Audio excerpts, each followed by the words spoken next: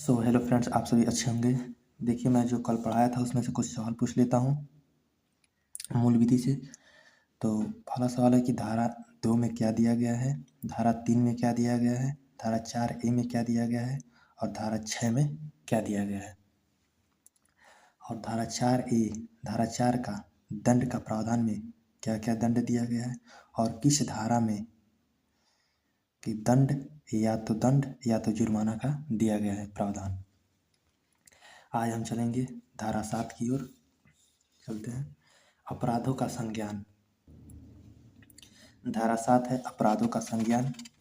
महानगर मजिस्ट्रेट या प्रथम वर्ग न्यायिक मजिस्ट्रेट द्वारा निम्न की शिकायत की जा सकती है।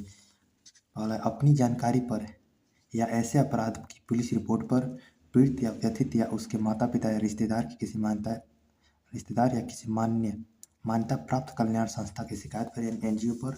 इसमें क्या हो सकता है कि फर्स्ट क्लास मजिस्ट्रेट या उससे ऊपर न्यायालय दहेज प्रतिषेध अधिनियम के अपराधों का संज्ञान ले सकती है, शिकायत का संज्ञान ले सकती है। लेकिन इससे नीचे के जो मजिस्ट्रेट संज्ञान क्लास के मजिस्ट्रेट हैं, न्यायिक मजिस्ट्रेट हैं, वो संज्ञान नहीं ले सकते हैं।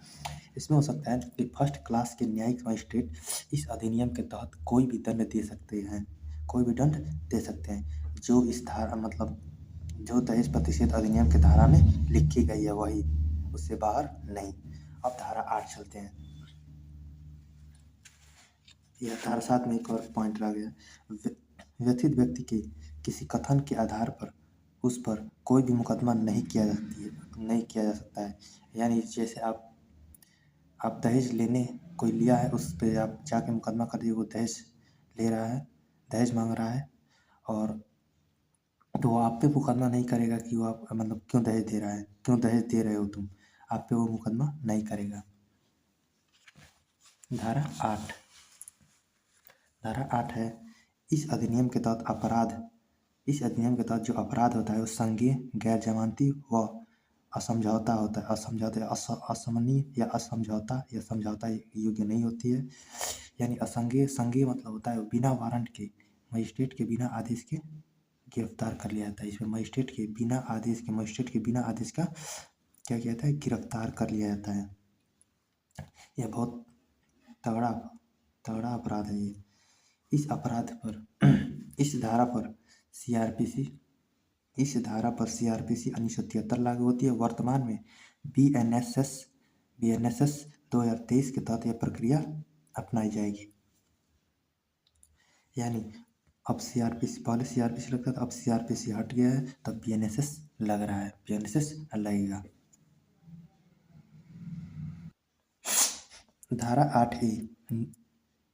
धारा 8A निर्दोष साबित करने का भार आरोपी पर होता है। मतलब कहा गया है कि यदि कोई व्यक्ति को दोषी पाया गया है तो निर्दोष जो साबित करना है तो उसे सबूत इकट्ठा करके कोर्ट में देना पड़ेगा।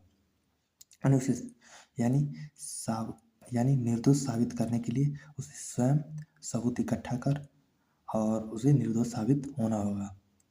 धारा 8A 1986 के संशोधन में जोड़ा गया था। धारा 8A जो है ना 1986 के संशोधन में जोड़ा गया था। धारा 8B राज्य अपने किसी कर्मचारी को दहेज प्रतिषेध अधिकारी नियुक्त करेगा। पुलिस अधिकारी की शक्ति दी जा सकती है, उसे पुलिस अधिकारी की भी शक्ति दी जा सकती है। कार्य क्या होगा कि दहेज प्रतिषेध एक्ट प्रावधानों का पालन कराना, यानी दहेज प्रतिषेध अधिनियम के प्रावधानों का पालन कराना होगा। दहेज लेन देन पर रोक लगाना होगा, उसे रोकना होगा। दहेज केस में सबूत आदि को इकट्ठा करना, कोई दहेज केस आ गया उसमें सबूत आदि को इकट्ठा करना, और अन्य कार्य यानी जो राज्य सरकार चाहे।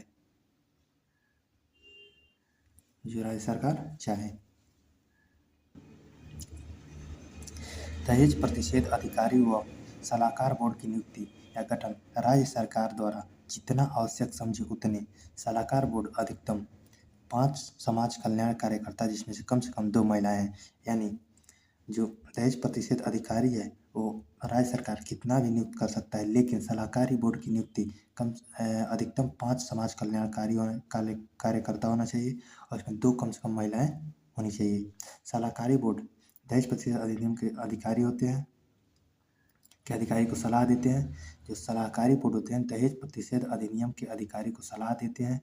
गठन गठन राज्य सरकार करता है इसका। अधिकतम 5 समाज कल्याण कार्यकर्ता होते हैं, जिसमें से कम 2 महिलाएं होना अनिवार्य है, 2 महिलाएं होती है।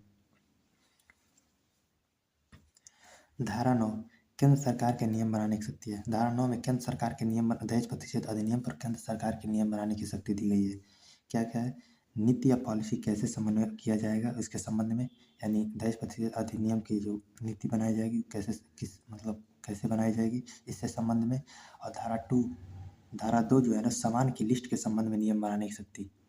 नियमों को संसद के दोनों सदनों में 30 दिन के लिए रखा जाएगा। संसद चाहे तो इस नियमों को चेंज कर सकता है और उसके बाद से लागू कर सकता है। ये लिस्ट जो आई थी धारा 2 में, जो लिस्ट जारी करने की आई थी, लिस्ट 1984 के संशोधन में जोड़ा गया था। ये 2 अक्टूबर 1985 में लागू हुआ था। 2 अक्टूबर 1985 में लागू हुआ। धारा 10 कुछ मामलों में नियम बनाने की शक्ति राज्य पर सरकार के पास है। कुछ मामलों में नियम बनाने की शक्ति राज्य सरकार के पास है, जैसे दहेज प्रतिषेध अधिकारी से संबंधित नियम बना सकती है। इसे भी राज्य विधानमंडल में रखना होगा। यानी दहेज प्रतिषेध अधिकारियों के संबंधित नियम बना सकती है, मतलब ये अधिकारियों की नियुक्ति कर सकती है, मतलब कितने अधिकारी रहेंगे। और ये भी नियम बनाने से पहले नियम बनेगा, उसमें विधानमंडल में रखा जाएगा। थैंक यू सो मच, मिलते हैं नेक्स्ट वीडियो में। और चैनल को सब्सक्राइब, लाइक और दोस्तों के साथ शेयर करना मत भूलिएगा। Thank you.